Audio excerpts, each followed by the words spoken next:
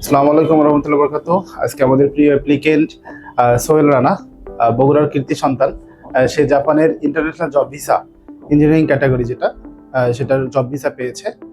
এবং শুধু ভিসাই পায়নি, 3 বছরের প্রথমেই ভিসা পেয়েছে, 3 বছর মেয়াদি ভিসা পেয়েছে প্রথমেই। আলহামদুলিল্লাহ, আমরা সোহেল রানার সাথে একটু পরিচয় হই। সোহেল রানা ভিসা পেয়েছেন, আপনার একটু অনুভূতিটুকু আমাদের সঙ্গে একটু শেয়ার করুন। আলহামদুলিল্লাহ, অনেক ভালো লাগতেছে। হ্যাঁ, অনেক 4-5 মাস হলেই তো অনেক চেষ্টায় ছিলাম। যাই হোক, শেষ পর্যন্ত ভিসা পাইছি, অনেক ভালো লাগছে। সিও আসার পর 4 মাসের পরে আমি ভিসা পাইছি। আচ্ছা আচ্ছা, মাশাআল্লাহ। তো সোহেলের এডুকেশন ব্যাকগ্রাউন্ড কি ছিল? আমার education background banking and finance. আচ্ছা আচ্ছা, জাপানিজ লেভেল কি ছিল? N5। লেভেল 5, মাশাআল্লাহ।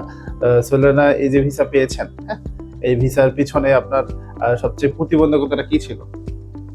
প্রতিবন্ধকতা তো অনেক কিছুই, একটু ব্যাখ্যা করুন। মানে জবের পাশাপাশি ইয়া করা, তারপরে মানে আশা ছিল, তো মেইনলি ফোকাস ছিল যে আমি যাব। এই জন্য আমি যেভাবে হোক সময় বের করছি, সকালে কিংবা বিকেলে পড়াশোনা করছি, ওইভাবে ইয়ে করছি। আচ্ছা আচ্ছা। তো সোহেলেরা, আপনি জাপানেই কেন যেতে চাচ্ছেন, অন্য কোনো দেশে কেন নয়? জাপান আমার কাছে মনে হয়েছে একটা সেফ কান্ট্রি। ওইখানে মানে সবকিছু আমার কাছে সেফ মনে হচ্ছে। একটা মানি ব্যাগ হারিয়ে গেলে ফেরত পাওয়া যায়, এরকম অনেক ইতিহাস আছে আর কি। আর আচ্ছা। জাপানি নম্র ভদ্র, ফ্যামিলি নিয়ে থাকার মতো একটা পরিবেশ।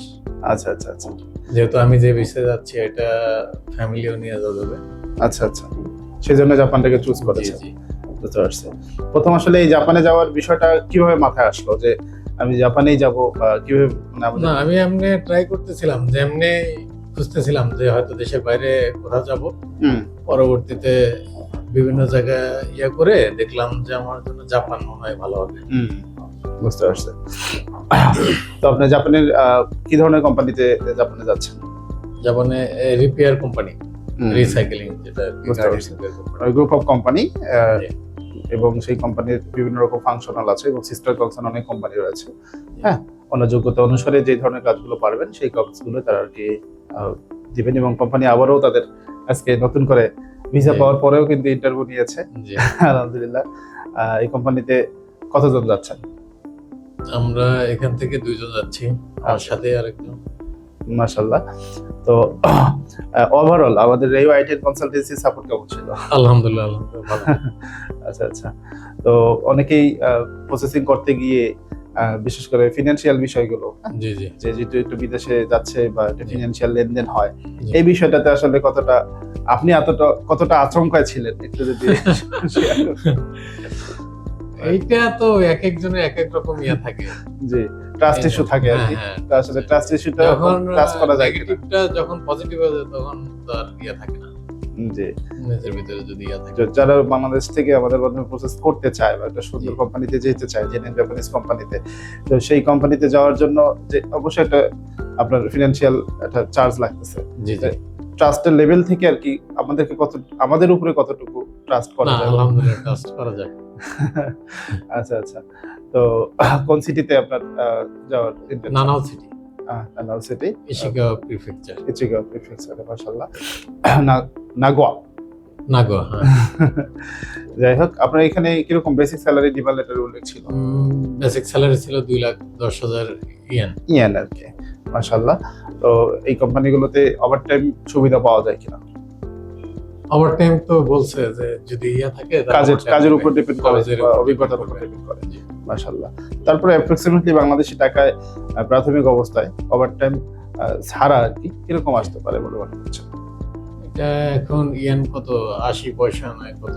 জি জি জি, হ্যাঁ, এরকম হতে পারে। তাহলে কত, 2,10,000 মোটামুটি 1,70,000 হ্যাঁ, টাকা মতো। 70-80 মতো আসতে পারে।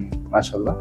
তো সোহেলানা ভাইয়ের কাছে আমরা একটু অভিমত নেই যে হচ্ছে বাংলাদেশ থেকে যারা আপনার মতো যে গ্রাজুয়েশন কমপ্লিট আছে, জি। হ্যাঁ, তাদের ক্ষেত্রে আপনার কি অনুপ্রেরণামূলক বক্তব্য থাকবে?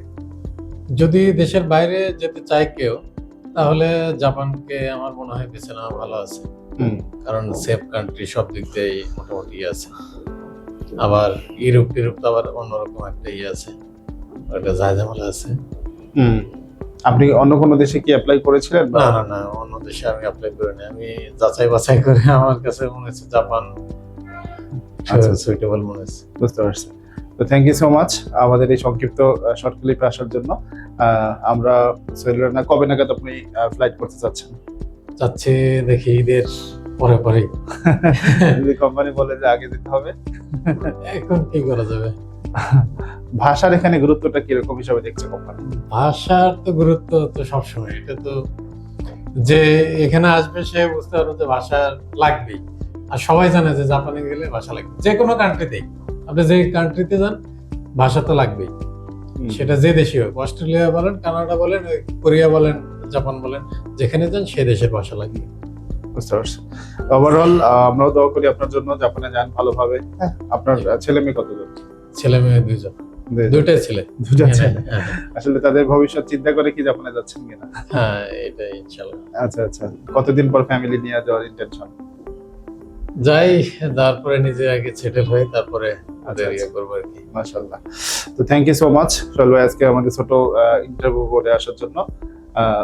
Thank you.